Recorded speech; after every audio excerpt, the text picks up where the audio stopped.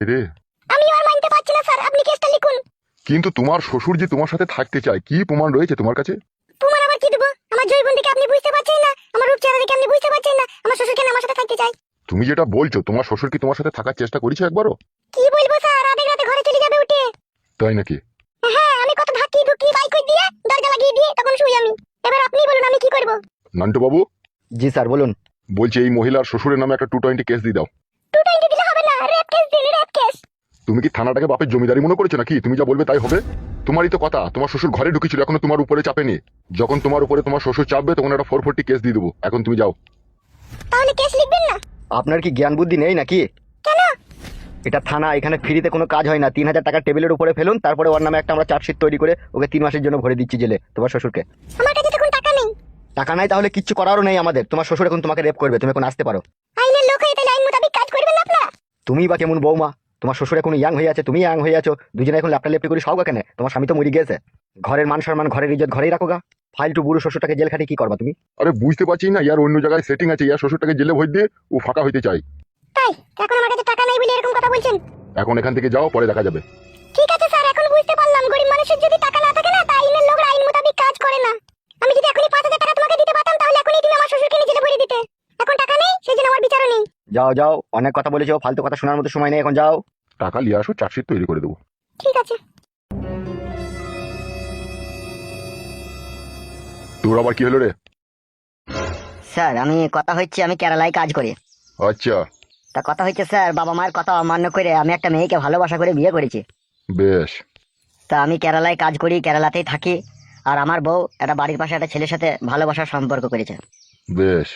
তা আমি চাই আমার বউকে আমি ডিভোর্স দিতে, ছাই দিতে চাই। কিসের জন্য ছাড় দিতে চাস? কথা হচ্ছে আমি ইনকাম করব, আমি খাওয়াবো, আমি পড়াবো, আর অন্যজন আমার বউয়ের গাঁড় মারবে, তা কি করে হয় স্যার? এগুলো তো সম্পূর্ণ তোদের দোষ বে বুকাচুদা। কি বলছেন স্যার? আমাকে বিদেশে কাজে যেতে হবে না, আমার বউ ছেলেকে ইনকাম করে খাওয়াইতে হবে না আমাকে? এতে কি করে আমার দোষ হতে পারে স্যার?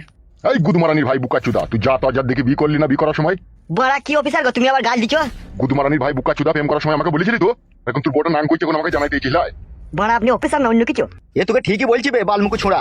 বুকাচুদা, একটা আই বড় মেয়ে, তার ঘরে থাকা অবস্থাতে তার মা আছে, তার বাবা আছে, তার ভাই আছে, তার বোন আছে, তার আত্মীয় স্বজন আছে, আর সেই অবস্থায় তুই একটা শিয়ানোর সমস্ত ছেলে তোর সাথে যখন সেই মেয়েটা প্রেম করে, সেই অবস্থাতেই তো সে চরিত্রহীন হয়ে যাইবে বুকাচুদা। তাই এখন সে চরিত্রহীন হতে তার তো আর কোনো বাধা নেই বে। তোর বউকে চরিত্রহীন নোংরা করার পেছনে সম্পূর্ণ তুই দায়ী বে বুকাচুদা। এই গুদমারানি ভাই বুকাচুদা নামে একটা চার্জশিট তৈরি করে ভরে দিতে গেলে। কি বলছেন স্যার আপনি? হাঁটা বন্ধ কর বুকাচুদা, ভালো করে কথাটা মন দিয়ে শোন। জি স্যার বলুন। তোর বউ এখন নাং করলেও তুই লিবি, ঢেমনি করলেও তুই লিবি, যা করবে তাইতে এখন তোকে মেনে নিতে হবে তোর বউকে। আর নাইলে গুদমারানি ভাইকে না উদ্যম মার দেবো রাত 12টার পরে রিমান্ড দিতে ফেলিয়ে। আপনি কি অফিসার, কিছু আমার মাথায় ঢুকলো না। মাথায় গুদুম করে যখন ডুবো না তখন সব ঢুকবে। সুজা মানে বাড়ি যাওয়ার বউকে নিয়ে সংসার করগা। গুদমারানি ভাই নিজে অন্যায় করবি, দেখুন কেস মারাইতে এসেইলো, পালাবে এখান থেকে।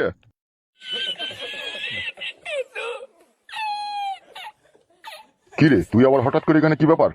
আপনাকে একবার এমএলএ সাহেব ডেকেছে। কোথায় আসতে হবে? আমাদের যে পুরনো গোডাউনটা রয়েছে ওখানে দেখা করতে বলেছে আপনাকে। আচ্ছা তুই যা, আমি ডিউটি শেষে যাবো। ঠিক আছে স্যার, আসছি।